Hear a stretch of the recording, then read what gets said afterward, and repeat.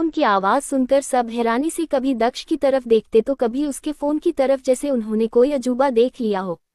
उन्हें विश्वास नहीं हो रहा था कि दक्ष ने मीटिंग में भी अपना फोन ऑफ नहीं किया था, क्योंकि दक्ष का ये रूल था कि मीटिंग रूम में आने से पहले सबको अपना फोन ऑफ करना होगा और ये कंपलसरी था और सबको ये ऑर्डर फॉलो करने ही होता था।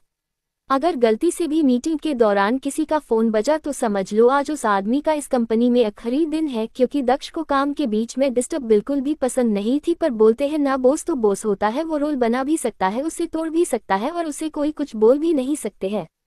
वैसे तो दक्ष हमेशा मीटिंग रूम में आने से पहले अपना फोन स्विच ऑफ कर देता था, पर जब से उसकी शादी हुई थी उसने खुद का ही ये रूल तोड़ दिया था। अगर आरोही ने कभी उसे कॉल किया तो ये सोचकर तब से वो हमेशा अपना फोन ऑफ रखता था, यहाँ तक कि वो मीटिंग में भी अपना फोन ऑन रखता था। वैसे भी उसके फोन में सिर्फ आरोही का ही नंबर सेव था, इसलिए वो और किसी का कॉल वैसे भी रिसीव नहीं करता था। थोड़ी देर बाद फिर से फोन बजने लगा और फिर से वही नंबर फ्लैश हो रहा था। ये देखकर दक्ष ने अपने वंश की तरफ एक नज़र देखा। अपने बॉस का इशारा समझकर वंश जल्दी से दक्ष का फोन लेकर मीटिंग रूम के बाहर चला गया। वंश के जाने के बाद दक्ष ने एक नज़र सबकी तरफ देखा जो आंखें फाड़े उसे ही देख रहे थे। दक्ष की नज़रें देखकर सब हड़बड़ा गई और फिर जल्दी से फिर से मीटिंग चालू हो गई। वही मीटिंग से बाहर आकर वंश ने एक गहरी सांस ली, क्योंकि वो अंदर बहुत डर गया था जब उसने किसी के फोन की आवाज़ सुनी थी। उसे तो आज पक्का किसी न किसी की समात आए है और उस आदमी को अब इस दानव से कोई नहीं बचा सकता है। पर जब उसने देखा कि वो फोन दक्ष का है तो और हैरान हो गए। वैसे भी जब से दक्ष की शादी आरोही से हुई थी उसे ऐसे शौक की आदत हो चुकी थी, आए दिन उसे झटके लगते ही रहते थे। वंश ने फिर जल्दी से कॉल रिसीव किया। उसे समझ नहीं आ रहा था कि कौन है जो बॉस को इस टाइम पे डिस्टर्ब करने की हिम्मत कर रहा था, क्योंकि सबको पता था कि दक्ष अपने काम को लेकर कितना सीरियस था और उसे उस टाइम किसी की डिस्टर्बेंस बिल्कुल भी पसंद नहीं थी। इसलिए जब वो ऑफिस में होता था कोई भी उसे कॉल नहीं करता था सिवाय आरोही के, क्योंकि आरोही सबसे अलग थी, उस पे ये सब रूल लागू नहीं होते थे। और अगर किसी को दक्ष से कोई जरूरी बात भी करने होती थी तो वो वंश को कॉल करते थे, न कि सीधा दक्ष को। पर जिस पे कॉल आया था वो दक्ष का पर्सनल नंबर था जो गिने चुने लोगों के पास ही था, इसलिए वो समझ गया था कि पक्का कोई इम्पोर्टेंट बात ही होगी, वरना कोई भी इस टाइम दक्ष को कॉल नहीं करता। ये सब सोचकर उसने कॉल रिसीव कर लिया था, पर कॉल रिसीव करने के बाद जैसे ही उसने सामने वाले की बात सुनी उसकी आंखें खौफ में फैल गई। वंश ये सब सुनकर बुरा तरह घबरा गया कि आरोही को कुछ हो गया है और वो कहीं भी मिल नहीं रही है, इसका क्या मतलब है? अगर आरोही कॉलेज में नहीं है तो कहाँ है? ये सब सोचकर वो पसीने से पूरा तरबतर हो गया। उसे अच्छे से पता था कि दक्ष आरोही के लिए कितना प्रोटेक्टिव है। आरोही को थोड़ी सी भी खरोच भी आ जाए तो वो गुस्से से पागल हो जाता था, और यहाँ तो आरोही कहीं गायब हो गए थी। अब पता नहीं दक्ष क्या करेगा। वो बस भगवान से एक ही प्रार्थना कर सकता था कि आरोही को कुछ न हो, वरना वो शैतान सब कुछ तबाह कर देगा। उसने एक सेकंड की भी देरी करने की हिम्मत नहीं की और जल्दी से मीटिंग रूम में अंदर गया और दक्ष को सब कुछ बताया जो उस आदमी ने उसे बताया था। दक्ष ने आरोही के पीछे अपने कुछ आदमी के लगा रखे थे जो छुपकर उसकी हर एक मूवमेंट की खबर रखते थे, और जब उसने अचानक से आरोही कहीं दिखाई नहीं दी तो वो डर गए और उन्होंने जल्दी से ये बात बताने के लिए दक्ष को कॉल किया। और जैसा कि एक्सपेक्टेड था, ये सब सुनकर दक्ष के चेहरे के एक्सप्रेशन एकदम से सर्द हो गए। उसके आसपास का ऑरा खतरनाक हो गया और दक्ष को इस तरह देखकर सब कांपने लगे, क्योंकि दक्ष इस समय किसी शैतान से कम नहीं लग रहा था। उन्हें समझ नहीं आ रहा था कि किस इंसान ने इस शैतान को इतना गुस्सा दिला दिया था। क्या उसे अपनी जान प्यारी नहीं थी? किसी ने भी कुछ भी बोलने की हिम्मत नहीं थी, यहाँ तक कि बहुत सारे लोगों ने डर के मारे अपनी सांस भी रोक ली। उन्हें डर था कि कहीं उनकी सांस लेने की आवाज़ सुन कर दक्ष का गुस्सा उन पे फूट गया तो पता नहीं वो उसके साथ क्या करेगा। पर दक्ष बिना कुछ बोले वहां से चला गया। दक्ष ने एक शब्द भी नहीं कहा था, वो बहुत ही शांत था, पर वंश बता सकता था कि ये तूफान से पहले की शांति थी। दक्ष ने जल्दी से किसी को कॉल किया और बोला, पता करो वो कहाँ है, मुझे 5 मिनट में उसकी लोकेशन चाहिए। ये बोलकर उसने फोन कट कर दिया। वंश भी दक्ष के साथ ही चल रहा था, पर वो चल कम भाग ज्यादा रहा था, क्योंकि दक्ष बहुत तेज चल रहा था और उससे पास पहुंचने के लिए वो लगभग दौड़ना पड़ रहा था। दक्ष जल्दी से जाके कार में बैठ गया। वंश भी जल्दी से पैसेंजर सीट का दरवाजा खोलकर बैठ गया और दक्ष की तरफ ही पैर बढ़ाते हुए बोला, सर इसमें उस टाइम की फुटेज जब मैडम गायब हुए थी। ये सुनकर दक्ष ने कुछ नहीं कहा, बस चुपचाप वो फुटेज देखने लगा। वंश को अच्छे से काम करने आता था, ऐसा ही नहीं वो दक्ष सिंघनिया का असिस्टेंट था, उसे अच्छे से पता होता था कि दक्ष को कब क्या चाहिए होता था। जब उसे आरोही के गायब होने के बारे में पता चला तो उसने किसी से बोलकर उस टाइम की फुटेज निकलवा ली थी जिस समय आरोही गायब हुए थी। दक्ष ने फुटेज देखा और जैसे जैसे वो फुटेज देख रहा था उसकी आंखें लाल होते जा रही थी। वो उन लोगों को छोड़ेगा नहीं जिसने उसकी वाइफ को किडनैप किया था। उनकी हिम्मत कैसे हुए उसकी वाइफ को हाथ लगाने की। दक्ष को ये बिल्कुल भी पसंद नहीं था कि कोई उसकी चीज को छुए, और उन लोगों ने तो उसकी प्यारी बीवी को छूने की हिम्मत की थी। पर सबसे पहले दक्ष आरोही से मिलकर देखना चाहता कि वो ठीक तो है, न उसे कहीं चोट तो नहीं आए है। फिर बाद में वो उनके साथ क्या करेगा वो डिसाइड करेगा। अब दक्ष आगे क्या करेगा और किसने आरोही को किडनैप किया था, अब आगे क्या होगा दक्ष और आरोही की जिंदगी में। दक्ष ने आरोही के पीछे अपने कुछ आदमी के लगा रखे थे जो छुपकर उसकी हर एक मूवमेंट की खबर रखते थे, और जब उसने अचानक से आरोही कहीं दिखाई नहीं दी तो वो डर गए और उन्होंने जल्दी से ये बात बताने के लिए दक्ष को कॉल किया। और जैसा कि एक्सपेक्टेड था ये सब सुनकर दक्ष के चेहरे के एक्सप्रेशन एकदम से सर्द हो गए। उसके आसपास का ऑरा खतरनाक हो गया और दक्ष को इस तरह देखकर सब कांपने लगे, क्योंकि दक्ष इस समय किसी सेहतन से कम नहीं लग रहा था। उन्हें समझ नहीं आ रहा था कि किस इंसान ने इस सेहतान को इतना गुस्सा दिला दिया था। क्या उसे अपनी जान प्यारी नहीं थी? किसी ने भी कुछ भी बोलने की हिम्मत नहीं थी, यहाँ तक कि बहुत सारे लोगों ने डर के मारे अपनी सांस भी रोक ली। उन्हें डर था कि कहीं उनकी सांस लेने की आवाज सुनकर दक्ष का गुस्सा उन पे फूट गया तो पता नहीं वो उसके साथ क्या करेगा। पर दक्ष बिना कुछ बोले वहां से चला गया। दक्ष ने एक शब्द भी नहीं कहा था, वो बहुत ही शांत था, पर वंश बता सकता था कि ये तूफान से पहले की शांति थी। दक्ष ने जल्दी से किसी को कॉल किया और बोला पता करो वो कहाँ है, मुझे 5 मिनट में उसकी लोकेशन चाहिए। ये बोलकर उसने फोन कट कर दिया। वंश भी दक्ष के साथ ही चल रहा था, पर वो चल कम भाग ज्यादा रहा था क्योंकि दक्ष बहुत तेज चल रहा था और उससे पास पहुंचने के लिए वो लगभग दौड़ना पड़ रहा था। दक्ष जल्दी से जाके कार में बैठ गया। वंश भी जल्दी से पैसेंजर सीट कर दरवाजा खोलकर बैठ गया और दक्ष की तरफ ही पैर बढ़ाते हुए बोला सर इसमें उस टाइम की फुटेज जब मैडम गायब हुए थी। ये सुनकर दक्ष ने कुछ नहीं कहा, बस चुपचाप वो फुटेज देखने लगा। वंश को अच्छे से काम करने आता था, ऐसा ही नहीं वो दक्ष सिंघनिया का असिस्टेंट था, उसे अच्छे से पता होता था कि दक्ष को कब क्या चाहिए होता था। जब उसे आरोही के गायब होने के बारे में पता चला तो उसने किसी से बोलकर उस टाइम की फुटेज निकलवा ली थी जिस समय आरोही गायब हुए थी। दक्ष ने फुटेज देखा और जैसे जैसे वो फुटेज देख रहा था उसकी आंखें लाल होते जा रही थी। वो उन लोगों को छोड़ेगा नहीं जिसने उसकी वाइफ को किडनैप किया था। उनकी हिम्मत कैसे हुए उसकी वाइफ को हाथ लगाने की। दक्ष को ये बिल्कुल भी पसंद नहीं था कि कोई उसकी चीज को छुए, और उन लोगों ने तो उसकी प्यारी बीवी को छूने की हिम्मत की थी। पर सबसे पहले दक्ष आरोही से मिलकर देखना चाहता कि वो ठीक तो है, न उसे कहीं चोट तो नहीं आए है। फिर बाद में वो उनके साथ क्या करेगा वो डिसाइड करेगा। वही दूसरी तरफ आरोही घुटनों में अपना सिर छुपा कर रो रही थी। इस समय आरोही वो कॉन्फिडेंट आरोही लग ही नहीं लग रही थी जिसे हर मुसीबत का डटकर सामना करना आता था। इस समय किसी डरी हुए बच्चे की तरह लग रही थी। पिछले जन्म के कुछ भयानक यादें आरोही के दिमाग पर पूरी तरह हावी हो चुकी थी। उसे बस दक्ष चाहिए, एक वही था जो उसे शांत कर सकता था। आरोही रोते हुए बोली हबी आप कहाँ हो? आप जहाँ भी हो बस जल्दी से मेरे पास आ जाओ, मुझे यहाँ बिल्कुल भी अच्छा नहीं लग रहा है। साथ ही साथ उसे यहाँ घुटन भी महसूस हो रही थी, उसे बहुत बुरी फीलिंग आ रही थी जैसे कुछ गलत होने वाला हो। आरोही अभी ये सोच रही थी कि तभी उसे बाहर से कुछ आवाजें सुनाई दी और आवाज सुनकर आरोही का मुरझाया हुआ चेहरा एकदम से खिल उठा। उसे कुछ उम्मीद की किरण दिखाई दी कि वो यहाँ से बाहर निकाल सकती है। उसे बस जल्द से जल्द यहाँ से बाहर निकालना चाहती था, पर वो कुछ बोलती उससे पहले ही उन आदमियों की बातें सुनकर आरोही एकदम से चुप हो गए। उसके शब्द उसके मुंह में ही रह गए। पहला आदमी बोला क्या वो लड़की सच में मिसेज सिंघानिया है? मैंने सोचा नहीं था कि मिसेज सिंघानिया इतनी सुंदर होगी। सच में वो तो स्वर्ग से उतरी किसी अप्सरा से कम नहीं है। तभी दूसरा आदमी बोला पर मैंने तो सुना था कि मिसेज सिंघानिया को लड़कियों को सख्त नफरत है। पहला आदमी उसका जवाब देते हुए बोला तू भी सच में एक नंबर का बेवकूफ है, तू खुद ही सोच, जिसकी बीवी इतनी सुंदर हो किसी और को क्यों ही देखागा। दूसरे लड़के को भी उसकी बात सही लगी। यार सच में उसकी स्किन मलाई की तरह सॉफ्ट है। अगर बॉस ने नहीं कहा होता कि हम इस लड़की को छू नहीं सकते हैं तो सच में मैं कब का उसे अपने बैग पर ले जाता और उसके वो सब करता जब तक मेरा मन न भर जाता। यार सच में मुझे अब बॉस से बहुत जलन हो रही है। सच में अब उन्हें इतनी सुंदर लड़की के साथ रात बिताने का मौका मिलेगा, वो उसके सॉफ्ट को स्किन को करीब से महसूस कर सकेंगे। सच में उनके लिए तो सोने पे सुहागा हो गया, मतलब उन्हें इतनी सुंदर लड़की भी मिल गई और वो दक्ष सिंघानिया से अपना बदला भी ले लेंगे। यार क्या पता हमारी किस्मत खुल जाए और बॉस उस लड़की से खुश हो के हमें भी उसके साथ कुछ समय बिताने का मौका दे दे, तब तो मजा ही आ जाएगा। सच में उसकी सुंदरता का दीवाना हो गया हूँ। ये बोलते हुए उसकी आंखों में आरोही के लिए हवस साफ साफ दिखाई दे रही थी।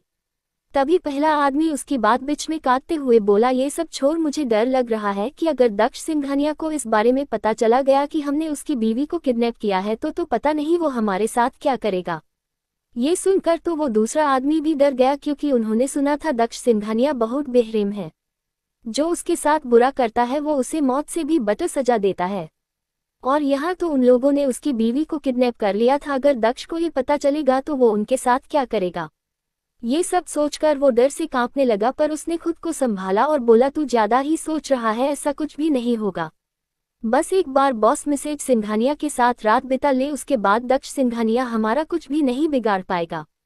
ये सुनकर पहला आदमी ने राहत की सांस ली, पर वो अभी भी डरा हुआ था। वहीं उन लोगों की बात सुनकर आरोही घबरा गए। उसे जिस बात का डर था वही हो रहा था। ये सब सोचकर उसके आंख से आंसू बहने लगे। साथ ही साथ उसे उन लोगों से घिन भी हो रही थी, मतलब कोई भी इंसान एक लड़की के बारे में ऐसी बात कैसे सोच सकता था। इनकी सोच कितनी घटिया थी। इनकी नज़रों में लड़कियां बस उन्हें सेटिस्फाई करने के लिए होती थी। सिर्फ उन लोगों के वजह से लड़कियां खुद को सेफ महसूस नहीं करती थी। आरोही ने एक गहरी सांस ली और खुद से बोली, नहीं, वो उनके प्लान को कभी भी कामयाब नहीं होने देगी। वैसे भी वो ये कभी भी बर्दाश्त नहीं कर सकती थी कि दक्ष के अलावा कोई भी उसे छुए। ऐसा होने से पहले वो अपनी जान दे देगी, पर दक्ष के अलावा कभी किसी को खुद को छूने नहीं देगी। वो उन दोनों की बात सुनकर इतना तो समझ गए थी, उसे दक्ष से बदला लेने के लिए किडनैप किया गया था। आरोही अपने आंसू पोंछते हुए बोली, आरोही तू ऐसे कमजोर नहीं पड़ सकती है। भूल मत, तू किसी बीवी है, तू दक्ष सिंघानिया की बीवी है, दक्ष सिंघानिया की, जिसका नाम ही काफी है लोगों के दिल में खौफ पैदा करने के लिए। और याद कर, तूने खुद से क्या वादा किया था, इस जन्म में तू हबी की ताकत बनेगी, न कि उनकी कमजोरी। पिछली जिंदगी में जो गलतियां तूने की थी तू उसे फिर नहीं दोहराएगी। आज तू कमजोर पड़ गए तो आगे चलकर इस बात का फायदा उठाकर कोई भी तेरे थ्रू उन्हें परेशान कर सकता है, उन्हें ब्लैकमेल कर सकता है और जो चाहे उनसे करवा सकता है। आरोही तू ऐसा कैसे होने दे सकती है। आरोही, इस समय तुझे दिमाग से काम लेना होगा, न कि दिल से। सबसे पहले उसे यहाँ से निकला होगा, तभी वो कुछ कर सकती थी, पर कैसे, वो यहाँ से कैसे निकलेगी। बाहर तो वो आदमी खड़े थे तो वो गेट से नहीं जा सकती थी, पर अगर वहां से नहीं जाएंगी तो कहाँ से। ये सब सोचते हुए वो पूरे रूम में अपनी नज़र घूमने लगी। इतने देर अंधेरे कमरे में रहने की वजह से उसकी आंखें अब अंधेरे में एडजस्ट हो गई थी, जिससे उसे अंधेरे में दिखाई देने लगा था। तभी उसकी नज़र रूम में बने एक और गेट की तरफ गए। रूम में अंधेरा होने के वजह पहले वो उसे देख नहीं पाई थी। वो जल्दी से उस गेट के पास गए और उसे खोलने की कोशिश करने लगी, पर वो गेट नहीं खुला। तभी उसने देखा कि गेट पे तो ताला लगा था। ये देखकर वो उदास हो गए। तभी उसे कुछ याद आया। उसने फिर जल्दी से अपने सिर से एक पिन निकला और उससे ताला खोलने लगी। पिछली जिंदगी में दक्ष ने जबरदस्ती उसे बहुत सारी क्लासेज अटेंड करवाई थी, तो उसमें से एक क्लासेज में उसे ये भी सिखाया गया था कि कैसे बालों के पिन की मदद से ताला तोड़ते हैं। दक्ष को अच्छे से पता था कि उसके कितने दुश्मन हैं और वो हर समय तो आरोही को प्रोटेक्ट करने के लिए उसके पास नहीं रह सकता था, इसलिए उसने आरोही की सेफ्टी के लिए उसे बहुत कुछ सिखाया कि कभी वो उस सिचुएशन में फंसे तो वो आसानी से वहां से निकल जाए। और आज उसे वो चीज काम आ रही थी। उसे तो उस समय समझ नहीं आया था कि मतलब उसे ताला तोड़ना क्यों सिखाया जा रहा था। मतलब वो कोई चोर थोड़ी न है और न ही उसके पास पैसे की कमी है जो वो चोरी करेगी, तो फिर उसे ये सब क्यों सिखाया जा रहा है।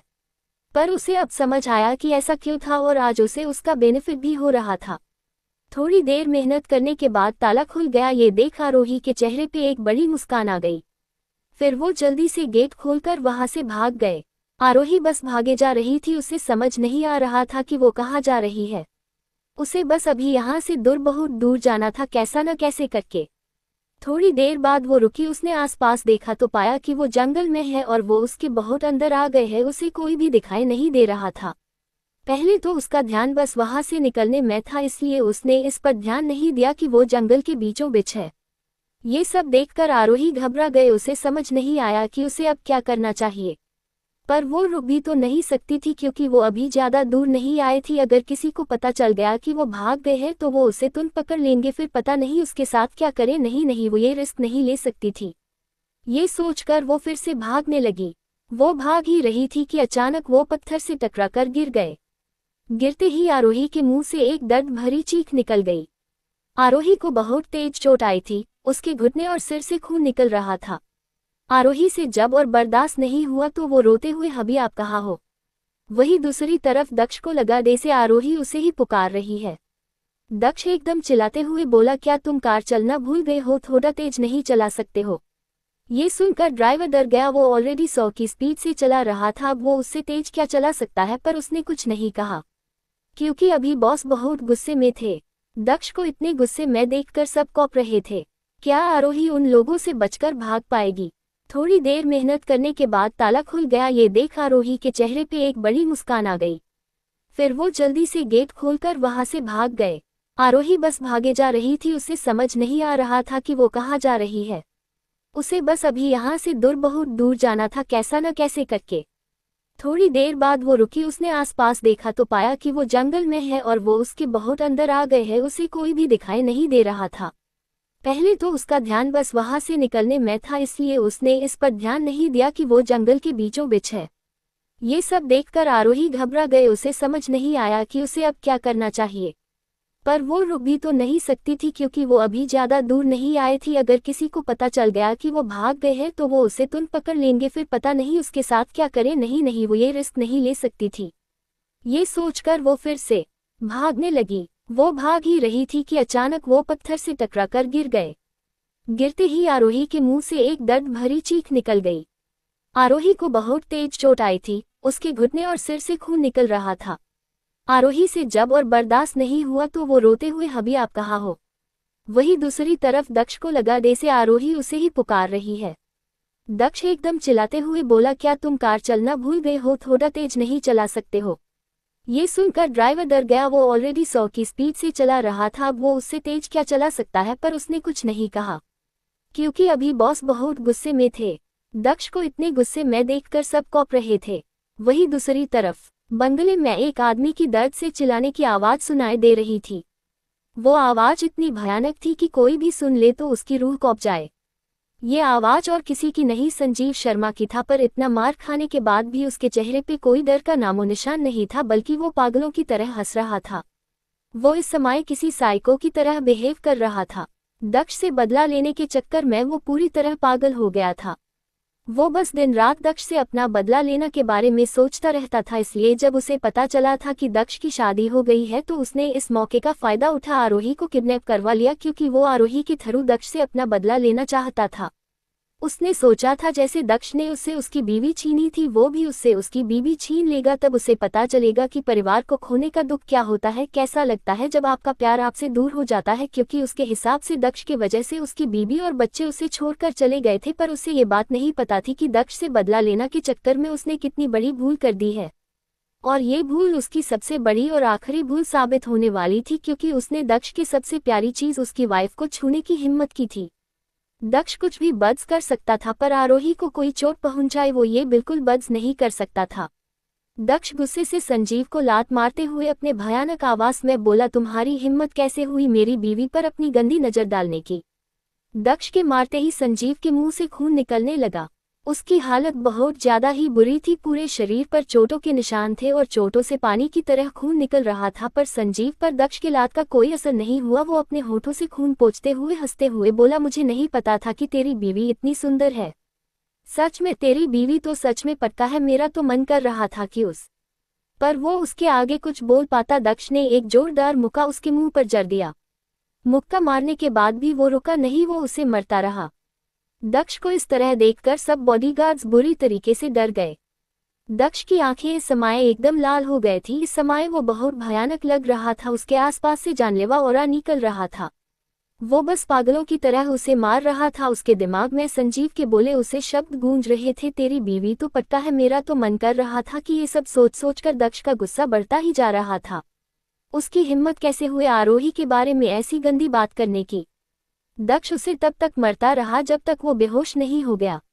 से ही बेहोश हुआ दक्ष ने कुछ इशारा किया। उसका इशारा समझ एक बॉडीगार्ड जल्दी से पानी की बाल्टी लेके आगे आया। संजीव के ऊपर सारा पानी डाल दिया।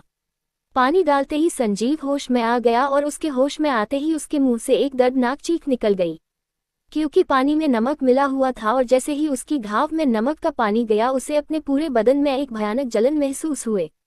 वो दर्द असहनीय था, उसे ये दर्द बर्दाश्त नहीं हुआ और वो फिर से बेहोश हो गया। पर ये देखकर भी दक्ष को उस पे कोई बिल्कुल भी दया नहीं आए, बल्कि उसने अपने बॉडीगार्ड से चिल्लाते हुए बोला, इसे फिर से होश में लाओ और दीवार से बांध दो और तब तक मारो जब तक ये मार न जाए, और ध्यान रहे ये जल्दी नहीं मरना चाहिए, और जब भी ये बेहोश हो जाए इसी तरह होश में लाओ और फिर से इसे मारो। ये बोलकर दक्ष अपनी आंखें बंद करके किसी राजा की तरह बैठ गया। वही तब तक संजीव फिर से अपने होश में आ गया था और जैसे ही उसने दक्ष की बात सुनी वो डर के मारे कांपने लगा। वो कुछ बोलना चाहता पर उसे इतना दर्द हो रहा था कि उससे मुंह से आवाज ही नहीं निकल रही थी। वही जब जब दक्ष के कानों में संजीव की चीखने की आवाज सुनाई दे रही थी उसे एक अलग सा ही सुकून महसूस रहा था। जब उसे आवाज सुनाई देना बंद हो गया तो बिना कुछ बोले वहां से चला, क्योंकि संजीव मर चुका था। वही अगले दिन जब आरोही की आंख खुली तो उसे अपने सिर में एक तेज दर्द महसूस हुआ। पहले तो उसे समझ ही नहीं आया और उसे इतना दर्द क्यों हो रहा है। तभी उसे धीरे धीरे सब कुछ याद आने लगा कि कैसे उसका किडनैप हुआ था और कैसे वो वहां से भाग गए थी और फिर वो भागते भागते गिर गए और उसे बहुत चोट भी आई थी। उसके आगे का उसे कुछ भी याद नहीं था, क्योंकि उसके बाद आरोही बेहोश गए थी। ये सब याद कर आरोही घबरा गए। उसने आसपास देखा तो पाया कि इस समय वो जंगल में नहीं है, वो किसी रूम में है। उसे लगा कि कहीं उन लोगों ने उसे फिर से पकड़ तो नहीं लिया। वो ये सब सोचकर बहुत ज्यादा डर गई थी। तभी उसकी नजर अपने पास में सोए दक्ष पर गए और दक्ष को वहां से देखकर आरोही को अपनी आंखों पर विश्वास नहीं हुआ। उसे लगा जैसे वो कोई सपना देख रही हो। उसने दक्ष को छूने की हिम्मत नहीं की। उसे डर था कि उसके छूते ही दक्ष कहीं गायब ना हो जाए। वो बार बार अपनी घनी पलकें झपका कर दक्ष को देख रही थी और जब उसे विश्वास हो गया कि ये कोई सपना नहीं है और दक्ष सच के उसके आंखों के सामने है तो उसकी आंख में आंसू आ गए। ये खुशी के आंसू थे, क्योंकि उसे लगा था कि वो अब दक्ष से कभी नहीं मिल पाएगी, उसे कभी भी नहीं देख पाएगी। उसकी मौत पिछले जन्म की तरह दर्द भरी होगी। ये सब सोचकर आरोही बिना एक सेकंड का समय गवाए दक्ष के ऊपर कूद गई और उस पे ऊपर आकर उसके पूरे चेहरे पे किस करने लगी। वही आरोही का ऐसा रिएक्शन देखकर दक्ष ने अपनी आंखें खोल ली। वो सो नहीं रहा था, वो बस आरोही को अपने पास फील करना चाहता था, इसलिए वो बस अपनी आंखें बंद करके लेता हुआ था, क्योंकि वो ही जानता था कि वो कितना घबरा गया था जब उसे आरोही की किडनैपिंग के बारे में पता चला था। ऐसा पहली बार हुआ था जब उसे किसी को खोने का डर महसूस हुआ था, वरना आज से पहले वो किसी राजा की तरह जीता आया था जिसे किसी चीज का भी डर नहीं था। पर वो अब समझ गया था कि वो आरोही के बिना नहीं रह सकता था। अगर आरोही उससे दूर चली गई तो पता नहीं वो क्या कर बैठेगा। वही आरोही पागलों की तरह दक्ष को चूम रही थी। कभी वो उसके गालों को चूमते तो कभी उसकी आंखों तो कभी उसके होठों को। साथ ही साथ उसके आंख से आंसू भी बहे जा रहे थे। वो बता नहीं सकती थी कि दक्ष को अपने पास देखकर वो कितनी खुश थी। उसके पास कहने को कोई शब्द नहीं थे जिससे वो बता सके कि वो कितनी खुश है, इसलिए वो इस तरह दक्ष को अपना प्यार दिखा रही थी जिससे वो उसे बता सके कि उसे अपने पास देखकर वो कितनी खुश है। खुशी में वो ये भी भूल गए उसे थोड़ी देर पहले दर्द भी हो रहा था। उसे सिर पर और घुटने पर चोट लगी थी। वैसे चोट ज्यादा गहरी नहीं थी, 2 दिन आराम करने से वो ठीक हो जाएंगी। आरोही को इस तरह देखकर दक्ष को भी अच्छा लग रहा था, क्योंकि ऐसा बहुत ही काम होता जब आरोही उसे सामने से प्यार करे, वरना हमेशा वो ही होता जो आरोही को प्यार करता था, क्योंकि आरोही बहुत शर्मीली थी। पर वो ये भी समझ रहा था कि ये जो आरोही के साथ हुआ वो सब उसके लिए नया था, इसलिए वो घबरा गई होगी, इसलिए ऐसे रिएक्ट कर रही थी। पर दक्ष को ये नहीं पता था कि आरोही किडनैपिंग के वजह से नहीं, बल्कि उसे एक बार फिर खोने के डर से घबरा गई थी। उसे डर था कि पिछली जिंदगी की तरफ इस जन्म में भी वो दक्ष को खो न दे। भगवान न जो उसे ये दूसरी जिंदगी दी थी वो उसे ऐसे बर्बाद नहीं करना चाहती थी। उसे तो अभी बहुत कुछ करना था। उसे दक्ष के काबिल बनाना था, अपना परिवार कंप्लीट करना था, अपना बदला लेना था और भी बहुत कुछ उसने सोच रखा था। ये सब करने से पहले वो मर नहीं सकती थी।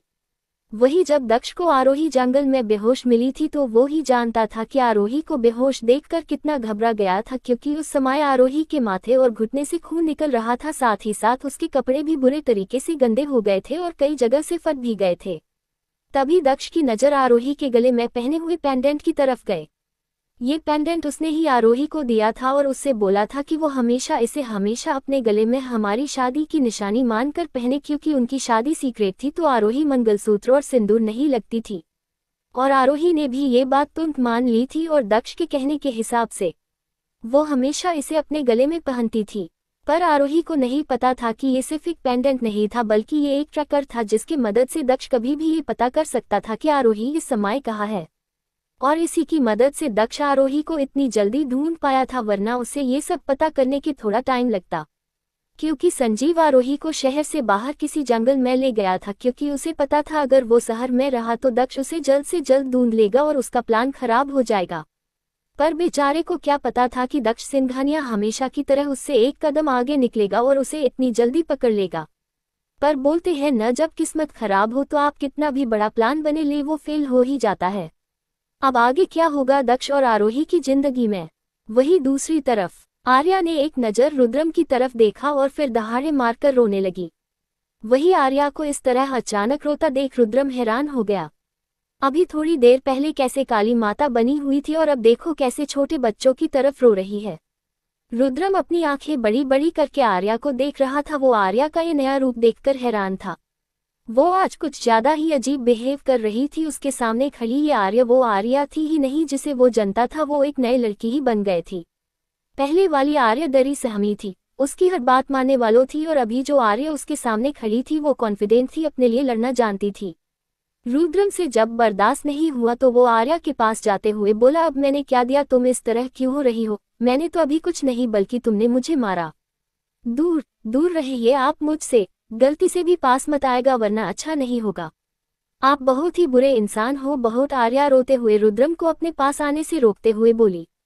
अच्छा बाबा ठीक है, नहीं आता तुम्हारे पास, अब बताओ क्या बात है, तुम इतना रो क्यों रही हो? रुद्रम आर्या से कुछ दूर जाकर बैठते हुए बोला। क्या किया है आपने मेरे साथ? आर्या रोते हुए बोली तो रुद्रम ने अपना सिर हिल दिया। वो सच में जानना था कि आर्या इस तरह क्यों रो रही थी। ठीक है तो सुने, आप बहुत बुरे हो, बहुत बुरे। आप मुझसे जरा भी प्यार नहीं करते, यहाँ की आप तो मुझे अपनी पत्नी भी नहीं मानते, तो प्यार करना तो दूर की बात है। आप पिछले 1 महीने से घर नहीं आए, आपको पता है मैं हर रात और सुबह आपका आने का वेट करती थी पर आप नहीं आए। और जब मैंने आपके असिस्टेंट से पूछा था कि आप कहाँ हो और क्यों घर नहीं आए तो उन्होंने मुझसे कहा था कि आप बाहर गए हो इसलिए आप घर नहीं आ रहे थे। पर आप तो इसी शहर में थे। आर्या इसी शहर पर कुछ ज्यादा ही जोर डाला था। आर्या आगे बोली, आप बहुत बुरे। चलो मना, हमारी लड़ाई हुई पर इतने दिनों तक कौन अपनी ही पत्नी से गुस्सा रहता है? हम बोलो, आपने इतना ही नहीं किया, आपने आज क्या किया? आपने मुझे बिना किसी रीजन के रेस्टोरेंट से निकाल दिया। आज मेरा बर्थडे है इसलिए मुझे लिखने का बिल्कुल भी टाइम नहीं मिला। वही दूसरी तरफ आर्या ने एक नज़र रुद्रम की तरफ देखा और फिर दहाड़े मारकर रोने लगी। वही आर्या को इस तरह अचानक रोता देख रुद्रम हैरान हो गया। अभी थोड़ी देर पहले कैसे काली माता बनी हुई थी और अब देखो कैसे छोटे बच्चों की तरफ रो रही है। रुद्रम अपनी आंखें बड़ी बड़ी करके आर्या को देख रहा था। वो आर्या का ये नया रूप देखकर हैरान था। वो आज कुछ ज्यादा ही अजीब बिहेव कर रही थी। उसके सामने खड़ी ये आर्या वो आर्या थी ही नहीं जिसे वो जानता था, वो एक नई लड़की ही बन गई थी। पहले वाली आर्या डरी सहमी थी, उसकी हर बात मानने वालों थी, और अभी जो आर्या उसके सामने खड़ी थी वो कॉन्फिडेंट थी, अपने लिए लड़ना जानती थी। रुद्रम से जब बर्दाश्त नहीं हुआ तो वो आर्या के पास जाते हुए बोला, अब मैंने क्या दिया, तुम इस तरह क्यों हो रही हो? मैंने तो अभी कुछ नहीं, बल्कि तुमने मुझे मारा। दूर दूर रहिए आप मुझसे, गलती से भी पास मत आएगा वरना अच्छा नहीं होगा। आप बहुत ही बुरे इंसान हो बहुत। आर्या रोते हुए रुद्रम को अपने पास आने से रोकते हुए बोली। अच्छा बाबा ठीक है, नहीं आता तुम्हारे पास, अब बताओ क्या बात है, तुम इतना रो क्यों रही हो? रुद्रम आर्या से कुछ दूर जाकर बैठते हुए बोला। क्या किया है आपने मेरे साथ? आर्या रोते हुए बोली तो रुद्रम ने अपना सिर हिल दिया। वो सच में जानना था कि आर्या इस तरह क्यों रो रही थी। ठीक है तो सुने, आप बहुत बुरे हो, बहुत बुरे। आप मुझसे जरा भी प्यार नहीं करते, यहाँ की आप तो मुझे अपनी पत्नी भी नहीं मानते, तो प्यार करना तो दूर की बात है।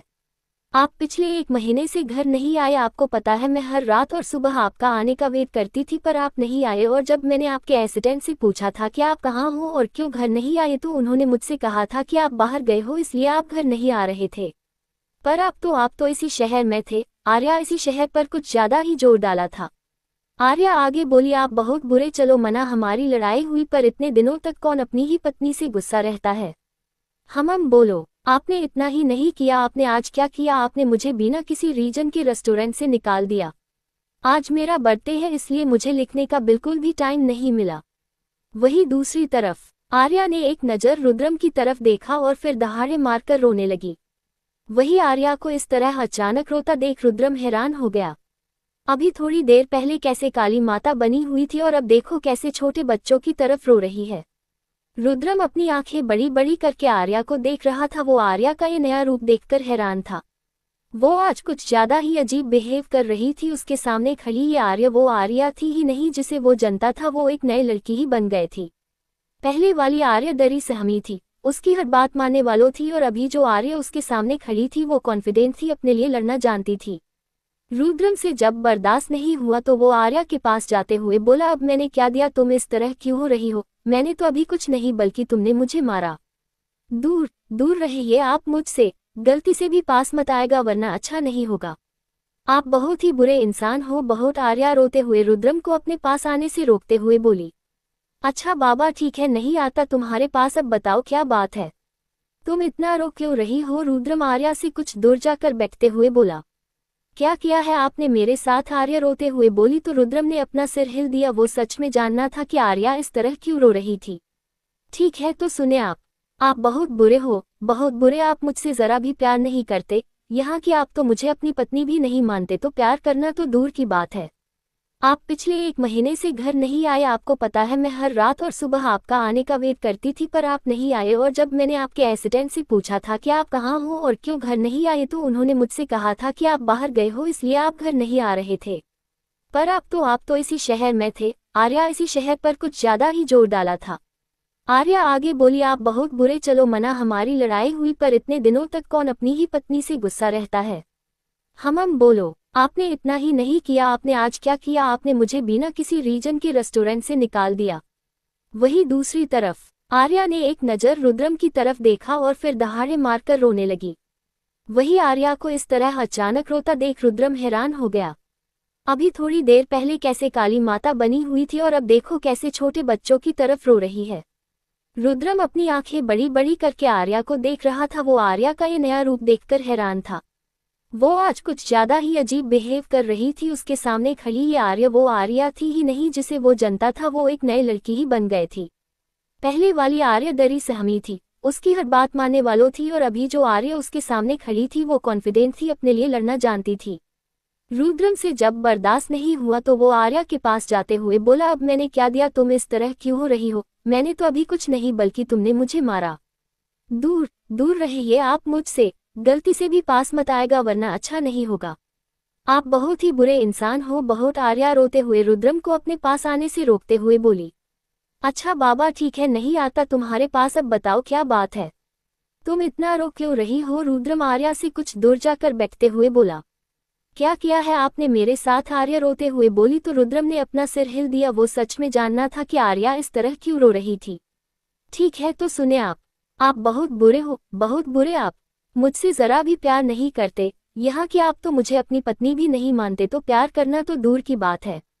आप पिछले 1 महीने से घर नहीं आए, आपको पता है मैं हर रात और सुबह आपका आने का वेट करती थी पर आप नहीं आए। और जब मैंने आपके असिस्टेंट से पूछा था कि आप कहाँ हो और क्यों घर नहीं आए तो उन्होंने मुझसे कहा था कि आप बाहर गए हो इसलिए आप घर नहीं आ रहे थे। पर आप तो इसी शहर में थे। आर्या इसी शहर पर कुछ ज्यादा ही जोर डाला था। आर्या आगे बोली, आप बहुत बुरे। चलो मना हमारी लड़ाई हुई पर इतने दिनों तक कौन अपनी ही पत्नी से गुस्सा रहता है? हमम बोलो, आपने इतना ही नहीं किया, आपने आज क्या किया, आपने मुझे बिना किसी रीजन के रेस्टोरेंट से निकाल दिया। वही दूसरी तरफ आर्या ने एक नज़र रुद्रम की तरफ देखा और फिर दहाड़े मारकर रोने लगी। वही आर्या को इस तरह अचानक रोता देख रुद्रम हैरान हो गया। अभी थोड़ी देर पहले कैसे काली माता बनी हुई थी और अब देखो कैसे छोटे बच्चों की तरफ रो रही है। रुद्रम अपनी आंखें बड़ी बड़ी करके आर्या को देख रहा था। वो आर्या का ये नया रूप देखकर हैरान था।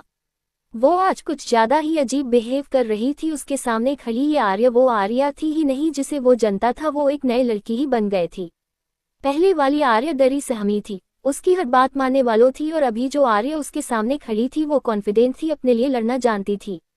रुद्रम से जब बर्दाश्त नहीं हुआ तो वो आर्या के पास जाते हुए बोला, अब मैंने क्या दिया, तुम इस तरह क्यों हो रही हो? मैंने तो अभी कुछ नहीं, बल्कि तुमने मुझे मारा। दूर दूर रहिए आप मुझसे, गलती से भी पास मत आएगा वरना अच्छा नहीं होगा। आप बहुत ही बुरे इंसान हो बहुत। आर्या रोते हुए रुद्रम को अपने पास आने से रोकते हुए बोली। अच्छा बाबा ठीक है, नहीं आता तुम्हारे पास, अब बताओ क्या बात है, तुम इतना रो क्यों रही हो? रुद्रम आर्या से कुछ दूर जाकर बैठते हुए बोला। क्या किया है आपने मेरे साथ? आर्या रोते हुए बोली तो रुद्रम ने अपना सिर हिल दिया। वो सच में जानना था कि आर्या इस तरह क्यों रो रही थी। ठीक है तो सुने आप बहुत बुरे हो, बहुत बुरे। आप मुझसे जरा भी प्यार नहीं करते, यहाँ की आप तो मुझे अपनी पत्नी भी नहीं मानते, तो प्यार करना तो दूर की बात है। आप पिछले 1 महीने से घर नहीं आए, आपको पता है मैं हर रात और सुबह आपका आने का वेट करती थी पर आप नहीं आए। और जब मैंने आपके असिस्टेंट से पूछा था कि आप कहाँ हो और क्यों घर नहीं आए तो उन्होंने मुझसे कहा था कि आप बाहर गए हो इसलिए आप घर नहीं आ रहे थे। पर आप तो इसी शहर में थे। आर्या इसी शहर पर कुछ ज्यादा ही जोर डाला था। आर्या आगे बोली, आप बहुत बुरे। चलो मना हमारी लड़ाई हुई पर इतने दिनों तक कौन अपनी ही पत्नी से गुस्सा रहता है।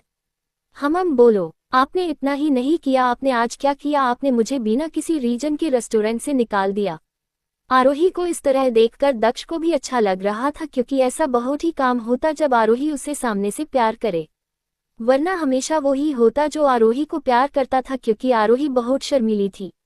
पर वो ये भी समझ रहा था कि ये जो आरोही के साथ हुआ वो सब उसके लिए नया था, इसलिए वो घबरा गई होगी इसलिए ऐसे रिएक्ट कर रही थी। पर दक्ष को ये नहीं पता था कि आरोही किडनैपिंग के वजह से नहीं बल्कि उसे एक बार फिर खोने के डर से घबरा गए थी। उसे डर था कि पिछली जिंदगी की तरफ इस जन्म में भी वो दक्ष को खो न दे। भगवान न जो उसे ये दूसरी जिंदगी दी थी वो उसे ऐसे बर्बाद नहीं करना चाहती थी। उसे तो अभी बहुत कुछ करना था, उसे दक्ष के काबिल बनाना था, अपना परिवार कंप्लीट करना था, अपना बदला लेना था और भी बहुत कुछ उसने सोच रखा था। ये सब करने से पहले वो मर नहीं सकती थी। वही जब दक्ष को आरोही जंगल में बेहोश मिली थी तो वो ही जानता था कि आरोही को बेहोश देखकर कितना घबरा गया था क्योंकि उस समय आरोही के माथे और घुटने से खून निकल रहा था, साथ ही साथ उसके कपड़े भी बुरे तरीके से गंदे हो गए थे और कई जगह से फट भी गए थे। तभी दक्ष की नज़र आरोही के गले में पहने हुए पेंडेंट की तरफ गए।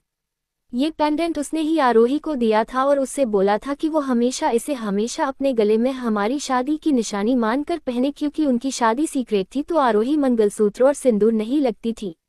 और आरोही ने भी ये बात तुरंत मान ली थी और दक्ष के कहने के हिसाब से वो हमेशा इसे अपने गले में पहनती थी।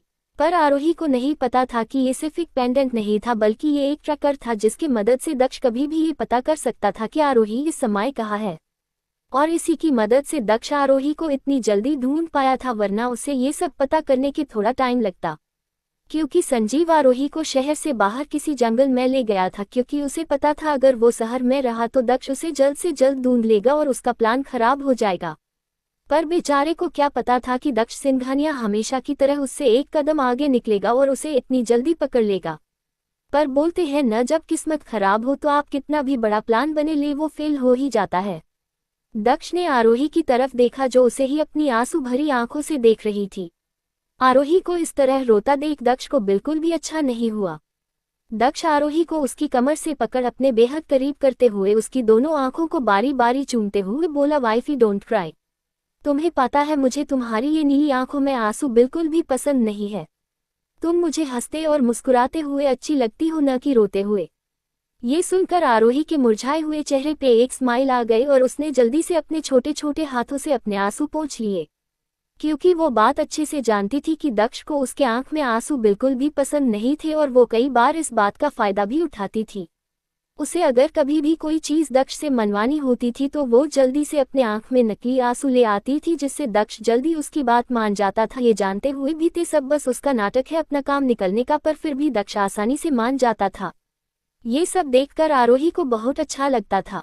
ये सब याद कर आरोही प्यार भरी नजरों से दक्ष को दिखने लगी।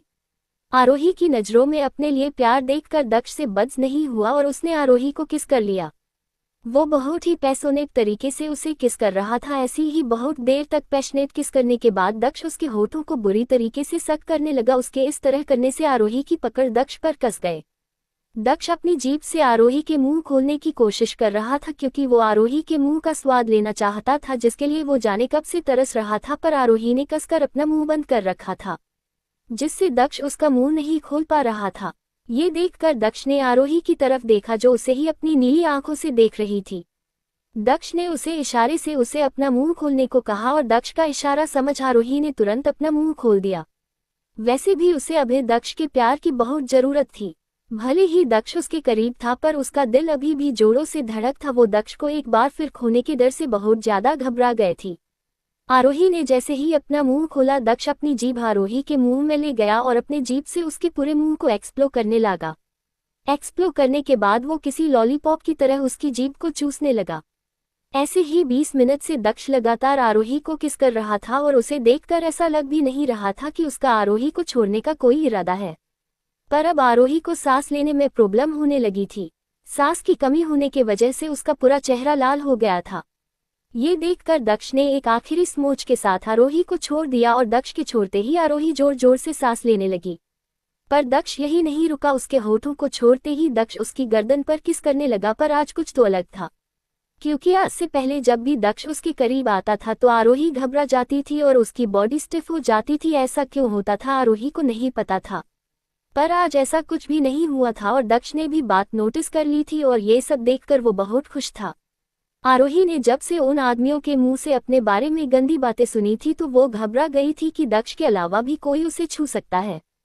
तब आरोही ने डिसाइड किया था वो अब दक्ष के अपने करीब आने से बिल्कुल भी नहीं घबराएगी और उसे खुद को सौंप देगी, क्योंकि वो दक्ष के अलावा और किसी के बारे में सोच भी नहीं सकती थी। वो आज के बारे में सोचकर आने वाला कल तो नहीं खराब कर सकती थी। मैंने आर्या और रुद्रम के बारे में एक लॉन्ग चैप्टर लिखा था पर पता नहीं वो कैसे डिलीट हो गया। पर मैं दोबारा वो सब लिखने की हिम्मत नहीं थी, इसलिए मेरा पास जो लिखा हुआ था मैंने आपको दे दिया। पर कल मैं उनके बारे में वापस लिखूंगी। अब आगे क्या होगा दक्ष और आरोही की जिंदगी में। दक्ष बहुत ही पैशनेट तरीके से उसे किस कर रहा था। ऐसी ही बहुत देर तक पैशनेट किस करने के बाद दक्ष उसके होठों को बुरी तरीके से सख्त करने लगा। उसके इस तरह करने से आरोही की पकड़ दक्ष पर कस गए।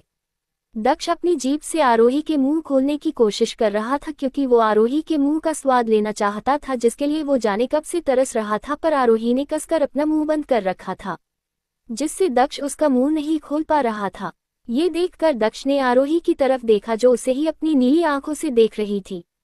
दक्ष ने उसे इशारे से उसे अपना मुंह खोलने को कहा और दक्ष का इशारा समझ आरोही ने तुरंत अपना मुंह खोल दिया। वैसे भी उसे अभी दक्ष के प्यार की बहुत जरूरत थी। भले ही दक्ष उसके करीब था पर उसका दिल अभी भी जोरों से धड़क था। वो दक्ष को एक बार फिर खोने के डर से बहुत ज्यादा घबरा गए थी। आरोही ने जैसे ही अपना मुंह खोला, दक्ष अपनी जीभ आरोही के मुंह में ले गया और अपने जीभ से उसके पूरे मुंह को एक्सप्लोर करने लगा। एक्सप्लोर करने के बाद वो किसी लॉलीपॉप की तरह उसकी जीभ को चूसने लगा। ऐसे ही 20 मिनट से दक्ष लगातार आरोही को किस कर रहा था और उसे देखकर ऐसा लग भी नहीं रहा था कि उसका आरोही को छोड़ने का कोई इरादा है। पर अब आरोही को सांस लेने में प्रॉब्लम होने लगी थी। सांस की कमी होने के वजह से उसका पूरा चेहरा लाल हो गया था। ये देखकर दक्ष ने एक आखिरी स्मोच के साथ आरोही को छोड़ दिया और दक्ष के छोड़ते ही आरोही जोर जोर से सांस लेने लगी। पर दक्ष यही नहीं रुका। उसके होठों को छोड़ते ही दक्ष उसकी गर्दन पर किस करने लगा। पर आज कुछ तो अलग था, क्योंकि आज से पहले जब भी दक्ष उसके करीब आता था तो आरोही घबरा जाती थी और उसकी बॉडी स्टिफ हो जाती थी। ऐसा क्यों होता था आरोही को नहीं पता था, पर आज ऐसा कुछ भी नहीं हुआ था और दक्ष ने भी बात नोटिस कर ली थी और ये सब देखकर वो बहुत खुश था। आरोही ने जब से उन आदमियों के मुंह से अपने बारे में गंदी बातें सुनी थी तो वो घबरा गई थी कि दक्ष के अलावा भी कोई उसे छू सकता है। तब आरोही ने डिसाइड किया था वो अब दक्ष के अपने करीब आने से बिल्कुल भी नहीं घबराएगी और उसे खुद को सौंप देगी, क्योंकि वो दक्ष के अलावा और किसी के बारे में सोच भी नहीं सकती थी। वो आज के बारे में सोचकर आने वाला कल तो नहीं खराब कर सकती थी। वही दूसरी तरफ आर्या बस रोए जा रही थी, जिस वजह से उसकी तबीयत अब खराब होने लगी थी। उसे सांस लेने में भी प्रॉब्लम हो रही थी।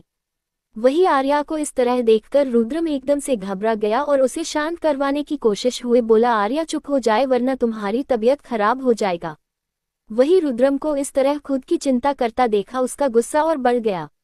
वो उसका हाथ अपने कंधे से झटकते हुए बोली, हाथ मत लगाए मुझे और आपको ये झूठी परवाह दिखने की कोई जरूरत नहीं है, समझे आप? मुझे पता है आपको मेरी बिल्कुल भी परवाह नहीं है। आपको बस मैं अपनी नीड सेटिस्फाई करने के लिए चाहिए, इसलिए बस आप मुझे अपने पास रखे हुए हैं, वरना आप कब का मुझे इस घर से किसी कचरे की तरह बाहर निकाल फेंकते।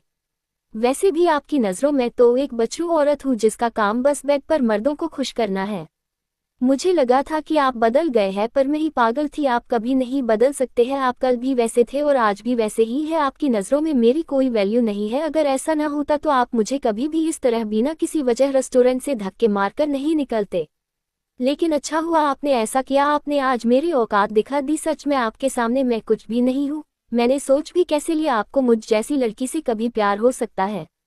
आर्या आज पूरी तरह से टूट गई थी। उसे अपनी कमजोरी पर बहुत दुख हो रहा था। अगर वो पढ़ी लिखी होती तो आज उसे ये सब नहीं देखना पड़ता, पर इसमें उसकी भी क्या गलती थी। उसने अपनी तरह से पूरी कोशिश की थी अपनी पढ़ाई पूरी करने की, पर किस्मत ने उसका साथ नहीं दिया। वैसे तो जब से वो पैदा हुई थी तब से ही उसकी किस्मत खराब थी, पर फिर भी उसने एडजस्ट करना, छोटी छोटी चीज़ों में अपनी खुशियाँ ढूंढना सीख लिया था। पर फिर भी चाहे वो अपने आप को कितना भी क्यों ना मजबूत दिखाती हो और ये दिखाती हो कि उसे किसी की भी जरूरत नहीं है, पर दिल ही दिल में वो ये चाहती थी कि कोई हो जो उसे प्यार करे, उसका ख्याल रखे, उसके एक ख्वाहिश को पूरी करे, चाहे वो कितनी भी बचकानी क्यों ना हो। और जब रुद्रम उसकी जिंदगी में आया तो उसे लगा कि शायद अब उसे वो प्यार मिलेगा जिसके लिए वो बच्चन से तरस रही थी। पर रुद्रम ने एक बार फिर उसे गलत साबित कर दिया। उसे लगा था कि रुद्रम बदल गया है, पर नहीं, वो गलत थी। वो कभी नहीं बदल सकता था, कभी नहीं। उसे अभी भी बस खुद से मतलब था और किसी से नहीं। वही आर्या की बात सुनकर पता नहीं क्यों पर रुद्रम को अपने दिल में कुछ चुभता हुआ महसूस हुआ। सच में उसने आर्या के साथ बहुत गलत किया था। उसने आर्या को बहुत दर्द दिया था, पर क्या करे, वो जब भी आर्या को दूसरे आदमी के करीब देखता वो जैसे गुस्से से पागल हो जाता था और फिर उसे कुछ भी दिखाई नहीं देता था। वाइफी, हाँ मैं मानता हूँ कि मैंने तुम्हें बहुत दुख दिए हैं, तुम्हें इतने सालों तक उस बात की सजा दी जो तुमने कभी की ही नहीं, पर इसमें मेरी भी क्या गलती है। तुम्हें तो पता है ना, मुझे लड़कियों का करीब आना और छूना बिल्कुल भी पसंद नहीं है। और जब उस रात मैंने तुम्हें उस हालात में अपने इतने करीब देखा तो मैं गुस्से से पागल हो गया। मैं चाहता तो उसी समय तुम्हें जान से मार सकता था, पर मैंने ऐसा नहीं किया और इसका रीजन मुझे खुद नहीं पता। पर मैं इस बात को इतने आसानी से जाने भी नहीं दे सकता था, क्योंकि वो पहली बार था जब किसी ने मेरी मर्जी के खिलाफ मुझे हाथ लगाया। सिर्फ हाथ ही नहीं बल्कि मेरे साथ रात बिताई थी। इसलिए बिना सोचे समझे मैंने सारी चीज का गुनहगार तुम्हें मान लिया और तुम्हें इतने सालों तक टॉर्चर किया। मुझे पता है इन सब में मेरी गलती है। मुझे एक बार ये जानने की कोशिश करनी चाहिए थी कि इसमें तुम्हारी गलती है भी कि नहीं, और जब मुझे पता चला कि इसमें तुम्हारे कोई गलती नहीं है तो मैंने तुम्हें आज़ाद कर दिया। पर फिर आज मैंने तुम्हें अमित से इस तरह बात करते हुए देखा तो मुझे बिल्कुल भी अच्छा नहीं लगा। तुम मेरी बीवी हो, तुम किसी और आदमी के साथ हंस के बात कैसे कर सकती हो। ये बोलते समय रुद्रम की आंखें में आरोही के लिए पोसेसिवनेस साफ नजर आ रही थी। मैं जानता हूँ वाइफी, अनजाने में ही सही, पर मैंने तुम्हें चोट पहुंचाई है। क्या तुम मुझे इस बात के लिए माफ कर सकती हो? तुम चाहो तो मुझे कोई सजा भी दे सकती हो, पर कुछ नहीं बोलूंगा, पर आज के बाद ऐसी बात मत करना। इतना बोलकर रुद्रम ने कस और आर्या को गले लगा लिया। उसकी पकड़ आर्या पर बहुत मजबूत थी, जैसे उसे डर हो कि उसकी पकड़ ढीली होते ही आर्या कहीं गायब हो जाएगी।